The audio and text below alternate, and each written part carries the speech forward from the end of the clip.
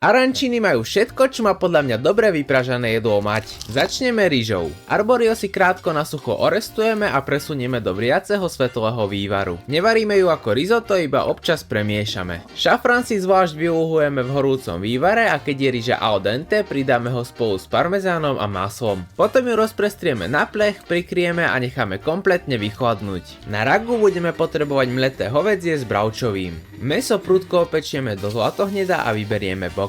Do výpeku dáme olivový olej a nadrobno nakrájanú cibulu, mrkvu a zeler, ktoré pomaly orestujeme do zlatista. Potom vrátime mäso naspäť. Pridáme pretlak, krátko ho zarestujeme a podlieme bielym vínom. Keď sa skoro celé odparí, príde paradajkové pyré, vývar, bobkový list, soľ a korenie. Ragu necháme približne 2 hodiny pomaly redukovať. Na konci musí zostať naozaj husté a necháme ho vychladnúť. Mozzarelu použijeme suchšiu a nakrájame ju na malé kocky. Na obaľovanie rozmiešame múku, studenú vodu a soľ na riedke cesto zhruba ako na palacinky. V mokrej dlani si z ryže vytvarujeme misku, naplníme ju ragu s mozzarellou, uzavrieme ďalšou ryžou a vytvarujeme do jemne špicatého tvaru. Uzavrieme poriadne a bez prasklín. Všetky arančiny ponoríme do cestíčka, necháme odkvapkať a dôkladne obalíme v jemnej strúhanke. Vyprážame celé ponorené približne pri 180 stupňoch zhruba 5 až 6 minút. Vyberieme na mriežku a necháme pár minút oddychovať. A samotný výsledok už asi ani netreba veľmi komentovať.